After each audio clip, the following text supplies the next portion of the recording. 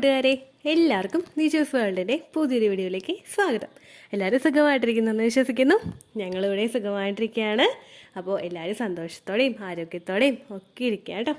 ഇന്ന് ഞാനിവിടെ വീഡിയോ ചെയ്യുന്നത് നമ്മുടെ എഗ്ഗിൻ്റെ ക്വാളിറ്റി നല്ലതാണോ എന്ന് എങ്ങനെ മനസ്സിലാക്കാം എന്നതിനെ പറ്റിയിട്ടാണ്. നമ്മുടെ എഗ്ഗിൻ്റെ ക്വാളിറ്റി കുറഞ്ഞു കഴിഞ്ഞു കഴിഞ്ഞാൽ ശരീരം നിങ്ങൾക്ക് കുറച്ച് സിംറ്റംസ് കാണിച്ചു തരും.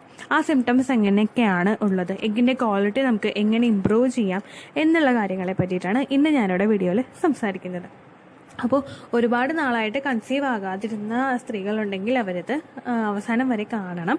കാരണം നിങ്ങളുടെ എഗ്ഗിൻ്റെ ക്വാളിറ്റിയും കൂടി നിങ്ങൾ കൺസീവ് ആകുന്നതിനുള്ള ഒരു ഫാക്ടറാണ്. നമ്മുടെ ക്വാളിറ്റിയുള്ള ഒരു എഗ്ഗല്ല നിങ്ങളുടെ ശരീരത്തിലുള്ളതെങ്കിൽ ബാക്കിയുള്ള എല്ലാ ഫാക്ടേഴ്സും കറക്റ്റ് ആണെങ്കിൽ കൂടി തന്നെയും നിങ്ങളുടെ പ്രഗ്നൻസി ഉണ്ടാകില്ല. അപ്പോൾ എഗ്ഗിൻ്റെ ക്വാളിറ്റി നമുക്ക് എങ്ങനെ ഇമ്പ്രൂവ് ചെയ്യാമെന്നൊക്കെയിട്ടാണ് ഇന്നത്തെ വീഡിയോയിൽ സംസാരിക്കുന്നത് കേട്ടോ. അപ്പോൾ നമുക്ക് വീഡിയോ സ്റ്റാർട്ട് ചെയ്യാം.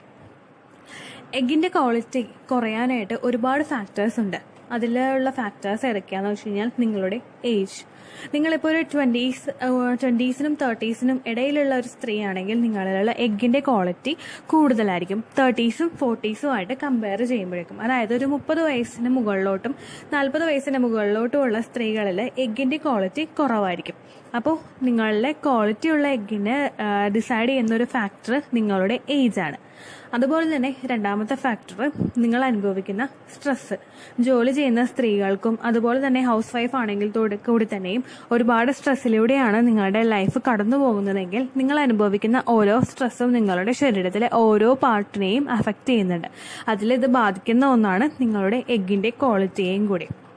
അപ്പോൾ നിങ്ങൾ സ്ട്രെസ്ഫുൾ ആയിട്ടുള്ള ലൈഫാണ് മുൻപോട്ട് കൊണ്ടുപോകുന്നതെങ്കിൽ അത് നിങ്ങളുടെ എഗ്ഗിൻ്റെ ക്വാളിറ്റി അഫക്റ്റ് ചെയ്യും. ദെൻ മൂന്നാമതൊരു ഫാക്ടർ എന്ന് പറയുന്നത് നിങ്ങളുടെ ലൈഫ് സ്റ്റൈൽ.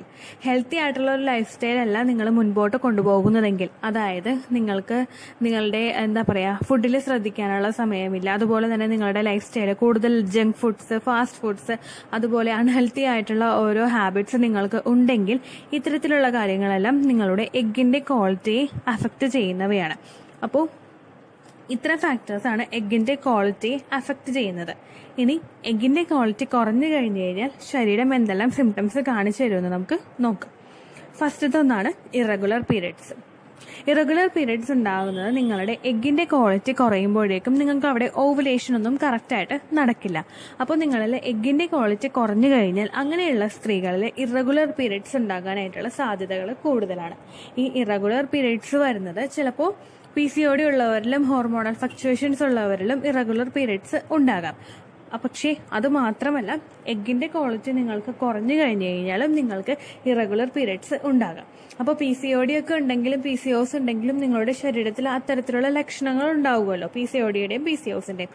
ആ ലക്ഷണങ്ങളൊന്നും നിങ്ങളിലില്ല എങ്കിലും നിങ്ങളിൽ ഇറഗുലർ പീരിയഡ്സ് ആണ് പോകുന്നതെങ്കിൽ നിങ്ങളൊന്ന് ടെസ്റ്റ് ചെയ്യുന്നത് നല്ലതായിരിക്കും, നിങ്ങളുടെ എഗ്ഗിൻ്റെ ക്വാളിറ്റി കറക്റ്റ് ആണോ എന്ന്. ദെൻ ഇറഗുലർ പീരിയഡ്സ് അല്ലാതെ നോർമൽ പീരിയഡ്സിലാണ് നിങ്ങൾ പോകുന്നതെങ്കിൽ കൂടെ തന്നെയും നിങ്ങളുടെ പീരിയഡ്സിൽ വരുന്ന ബ്ലഡിന്റെ ഫ്ലോ കുറവാണെങ്കിൽ, അതായത് തീരെ കുറവ്, 2 ദിവസമൊക്കെ കഷ്ടി ബ്ലഡ് പോകുന്നുണ്ടെങ്കിൽ അതിനർത്ഥം നിങ്ങളുടെ എഗ്ഗിന്റെ ക്വാളിറ്റി കുറവാണെന്നാണ്. അപ്പോൾ നിങ്ങൾക്ക് അങ്ങനെയുള്ള മെൻസ്ട്രൽ ഫ്ലോ ആണ് ഉണ്ടാവുന്നതെങ്കിൽ നിങ്ങൾ ഡോക്ടറെ സമീപിക്കേണ്ടത് അത്യാവശ്യമാണ്. ദെൻ രണ്ടാമത്തെ ഫാക്ടർ എന്ന് പറയുന്നത് നിങ്ങൾ പ്രഗ്നന്റ് ആകാതിരുന്ന് റിപ്പോർട്ട്സ് എല്ലാം ചെക്ക് ചെയ്തു, നിങ്ങൾ ഒരു ഡോക്ടറെ പോയി കണ്ടോ, നിങ്ങളുടെയും ഹസ്ബൻഡേയും എല്ലാം ചെക്ക് ചെയ്തു, പക്ഷേ ആ റിപ്പോർട്ട്സ് എല്ലാം നോർമൽ ആയിരുന്നിട്ട് കൂടിയും നിങ്ങളുടെ എഗ്ഗിൻ്റെ ക്വാളിറ്റി കുറയുന്നത് മൂലം നിങ്ങൾ ഗർഭിണിയാകുന്നതിനെ ഇത് ബാധിക്കും. കാരണം എഗ്ഗിൻ്റെ ക്വാളിറ്റി നന്നായിട്ട് കൂടിയാൽ മാത്രമേ, അതായത് നോർമൽ റേഞ്ചിലുള്ള എഗ്ഗിൻ്റെ ക്വാളിറ്റി ഉണ്ടെങ്കിൽ മാത്രമേ നിങ്ങൾ കൺസീവ് ആവുകയുള്ളൂ. അപ്പോൾ ബാക്കിയുള്ള എല്ലാ ഫാക്ടേഴ്സും കറക്റ്റായിട്ട് വന്നിട്ടുണ്ടെങ്കിലും നിങ്ങൾ കൺസീവ് ആകുന്നില്ല എങ്കിൽ അതിനർത്ഥം നിങ്ങളിൽ നിന്ന് വരുന്ന അണ്ടത്തിന് ക്വാളിറ്റി കുറവാണെന്നാണ്. ദെൻ മൂന്നാമത്തെ ഒരു ഫാക്ടർ എന്ന് പറയുന്നത് നിങ്ങളിൽ കോൺസിക്വന്റ് ആയിട്ട് വരുന്ന മിസ്കാരേജ്. അതായത് ഒരു തവണ കൺസീവ് ആയി, പക്ഷെ അത് മിസ്കാരേജ് ആയിപ്പോയി, രണ്ടാമത്തെ തവണയും കൺസീവ് ആയി, പിന്നെ അതും മിസ്കാരേജ് ആയിപ്പോയി. ഇങ്ങനെ വന്നു കഴിഞ്ഞു കഴിഞ്ഞാൽ അതിനർത്ഥം നിങ്ങളുടെ എഗ്ഗിന് ക്വാളിറ്റി കുറവാണെന്നാണ്. അപ്പോൾ നിങ്ങൾക്ക് അങ്ങനെയുള്ള മിസ്കാരേജ് ഉണ്ടാകുന്നതെങ്കിൽ, കോൺസിക്വന്റ് ആയിട്ടുള്ള മിസ്കാരേജ് നിങ്ങൾക്ക് ഉണ്ടാകുന്നുണ്ടെങ്കിൽ അങ്ങനെയുള്ള മിസ്കാരേജിന് അർത്ഥം നിങ്ങളുടെ എഗ് ക്വാളിറ്റി കുറവാണെന്നാണ്. ദെൻ അടുത്തൊരു ഫാക്ടർ എന്ന് പറയുന്നത് നിങ്ങളുടെ പ്രീവിയസ് പ്രഗ്നൻസിയിൽ വരുന്ന ഡിഫക്റ്റ്. നിങ്ങൾ പ്രഗ്നന്റ് ആയിരുന്നു, അത് ത്രൂ ഔട്ട് നിങ്ങൾ പ്രഗ്നൻസി കുറച്ച് മാസം മുൻപോട്ട് കൊണ്ടുപോയി, പക്ഷേ സ്കാനിങ്ങിലായിരിക്കും ചിലപ്പോൾ അറിയുന്നത് കുഞ്ഞിന് എന്തെങ്കിലും ഡിഫക്റ്റ് ഉണ്ടെന്ന്, എന്തെങ്കിലും വൈകല്യങ്ങളുണ്ടെന്ന്. അങ്ങനെയുള്ള വൈകല്യങ്ങൾ ഉണ്ടെങ്കിൽ ചിലപ്പോൾ ഡോക്ടർ തന്നെ നമ്മളോട് റെക്കമെൻഡ് ചെയ്യും, ഇത് വേണ്ട, മിസ്കാരേജ് അബോർഷൻ ചെയ്യുന്നതാണ് നല്ലതെന്ന് ഡോക്ടർ തന്നെ റെക്കമെൻഡ് ചെയ്യും.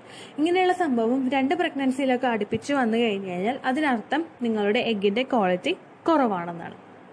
ഓക്കെ, ദെൻ ലാസ്റ്റത്തെ ഒരു റീസൺ എന്ന് പറയുന്നത് ഓവുലേഷൻ നടക്കാതിരിക്കുക. ഓവുലേഷൻ നടക്കുന്നതിനെ പറ്റിയിട്ടും അനോവുലേഷൻ ഉള്ളതിനെ പറ്റിയിട്ടും ഒക്കെ വീഡിയോ ഞാൻ ചെയ്തിട്ടുണ്ട്. പീരീഡ് ആകുന്ന സ്ത്രീകളിൽ ഓവുലേഷൻ നടക്കണമെന്ന് ഒരു നിർബന്ധവും ഇല്ല.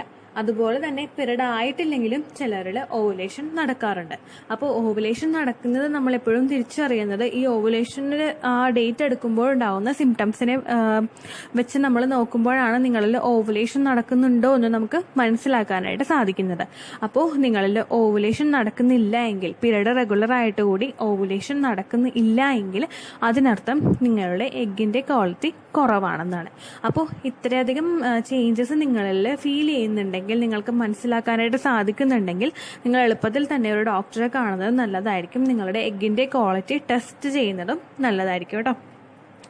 ദെൻ അടുത്ത് ഇവിടെ സംസാരിക്കുന്നത് എങ്ങനെയാണ് ഇങ്ങനെ വന്നു കഴിഞ്ഞാൽ എഗ്ഗിൻ്റെ ക്വാളിറ്റി ഇംപ്രൂവ് ചെയ്യുന്നതെന്നാണ്. ഇപ്പോൾ ഇറഗുലർ പീരീഡ്സ് ഒക്കെ ഉള്ളവരെല്ലാം ഈ ഒരു മെത്തേഡ്സ് ഫോളോ ചെയ്യുന്നത് നല്ലതായിരിക്കും. അപ്പോൾ ഇതുവഴി നിങ്ങളുടെ എഗ്ഗിൻ്റെ ക്വാളിറ്റി ഇംപ്രൂവ് ആക്കാനായിട്ട് നിങ്ങൾക്ക് സാധിക്കും. ഫ്യൂച്ചറിൽ പ്രഗ്നൻസി വരുമ്പോൾ അതിന് ഡിഫക്റ്റ് ഉണ്ടാകാതെ മുൻപോട്ട് കൊണ്ടുപോകാനും കുഞ്ഞിന് എന്തെങ്കിലും വൈകല്യങ്ങളില്ലാതെ മുൻപോട്ട് കൊണ്ടുപോകാനും ഒക്കെ ഇത് സഹായിക്കും കേട്ടോ.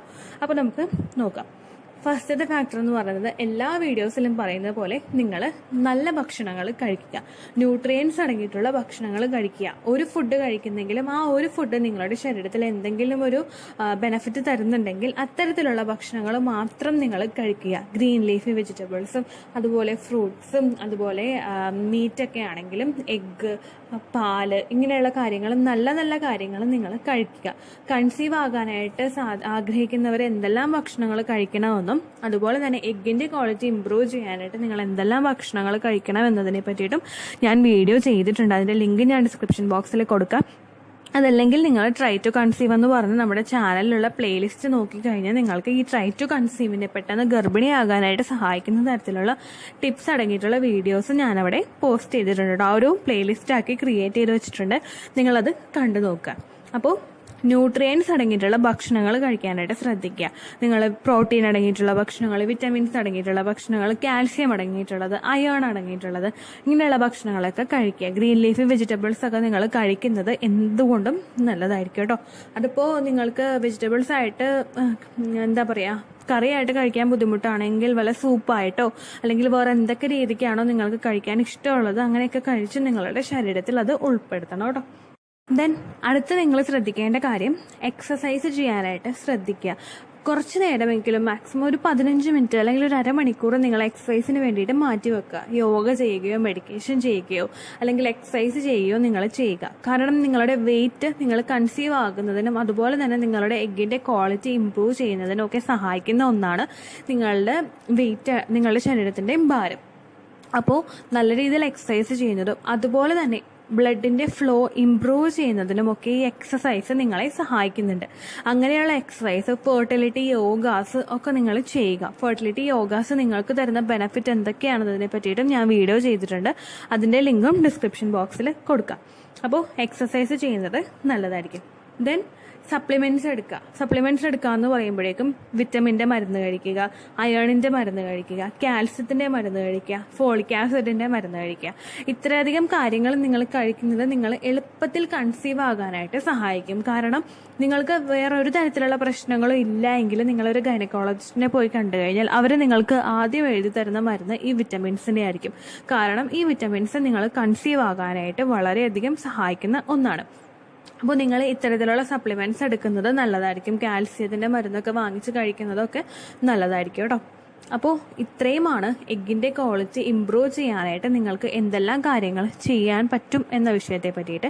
അപ്പോൾ ഇതിൽ നമ്മൾ ഡിസ്കസ് ചെയ്തത് 3 ടോപ്പിക്കാണ്. നിങ്ങളുടെ എഗ്ഗിൻ്റെ ക്വാളിറ്റി കുറയാനായിട്ടുള്ള കാരണം, എഗ്ഗിൻ്റെ ക്വാളിറ്റി കുറയുമ്പോഴുള്ള സിംറ്റംസ്, അതുപോലെ തന്നെ എഗ്ഗിൻ്റെ ക്വാളിറ്റി നമുക്ക് എങ്ങനെ ഇംപ്രൂവ് ചെയ്യാമെന്നുള്ളത്, അതായത് നമ്മുടെ അണ്ടത്തിൻ്റെ ക്വാളിറ്റി എങ്ങനെ ഇംപ്രൂവ് ചെയ്യാമെന്നുള്ളത്. അപ്പോൾ നിങ്ങൾക്ക് ഈ വീഡിയോ യൂസ്ഫുള്ളായി കാണുമെന്ന് വിശ്വസിക്കുന്നു. യൂസ്ഫുൾ ആയിട്ടുണ്ടെങ്കിൽ ലൈക്ക് ചെയ്യുക, ഫ്രണ്ട്സിനും മറ്റും ഷെയർ ചെയ്ത് കൊടുക്കാം കേട്ടോ. ചാനൽ ഇഷ്ടമായിട്ടുണ്ടെങ്കിൽ സബ്സ്ക്രൈബ് ചെയ്ത് നിങ്ങൾ സപ്പോർട്ട് ചെയ്യുക. എന്തെങ്കിലും സംശയം ഉണ്ടെങ്കിൽ കമൻറ്റിൽ ചോദിക്കാവുന്നതാണ്. പേഴ്സണലായിട്ട് എന്തെങ്കിലും സംശയം ഉണ്ടെങ്കിൽ മെയിൽ ID ഞാൻ ഡിസ്ക്രിപ്ഷൻ ബോക്സിൽ കൊടുക്കാം, അതിലേക്ക് മെയിൽ ചെയ്യാം കേട്ടോ. ഓക്കെ, അപ്പോൾ അടുത്തൊരു യൂസ്ഫുൾ വീഡിയോവുമായിട്ട് നമുക്ക് വീണ്ടും കാണാം. ബൈ.